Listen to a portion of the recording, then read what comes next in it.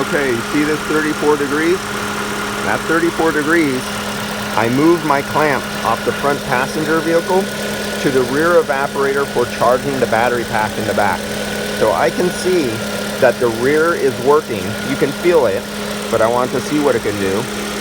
And you can see it modulate in temperature, and you can see when it turns off. So that is working. Now I'll move it back over here. Okay, now I'm going back to the front again. And 47 degrees coming out of the front evaporator on the line. Let's turn on the pad. Come on, pad.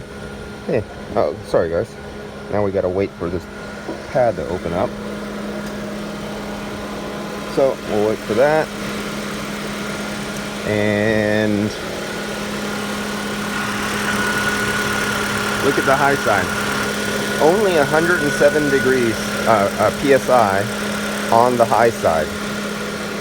The temperature of the air going over the condenser is 70 degrees. Outdoor dry bulb temperature.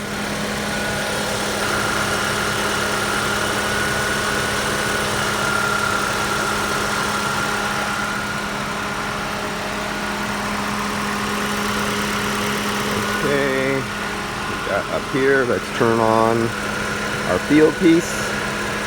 Field piece is open. Let's connect up. Connecting. Oh, we didn't connect it. Oh, come on, connect. 20 psi on the low side pressure. There we go.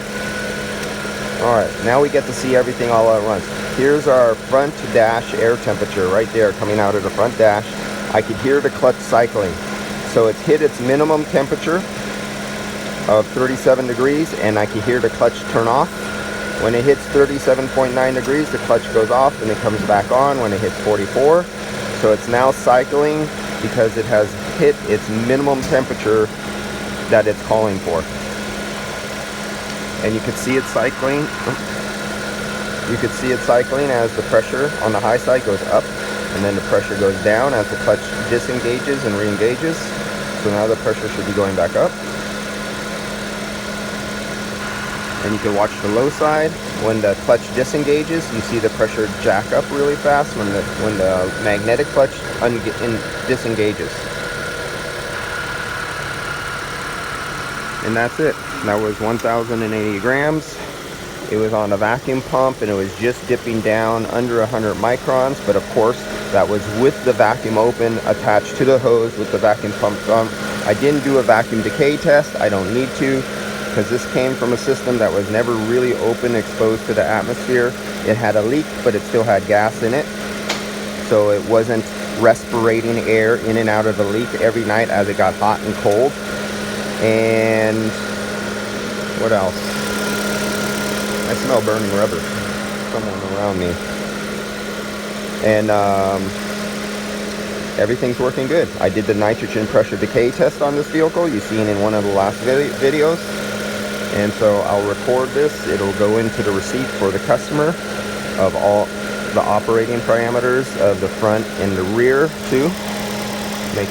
It's hard to catch this one on because the rear doesn't always come on. The rear comes on when the computer commands it, when it's going through a discharge rate or a recharge rate and the batteries get hot, and it calls for the rear evaporator to come on.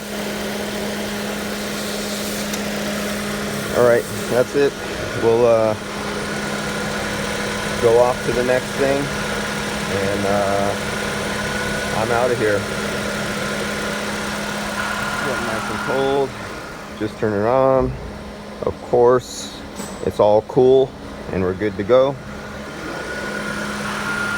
And I'll see you guys later for our next success story.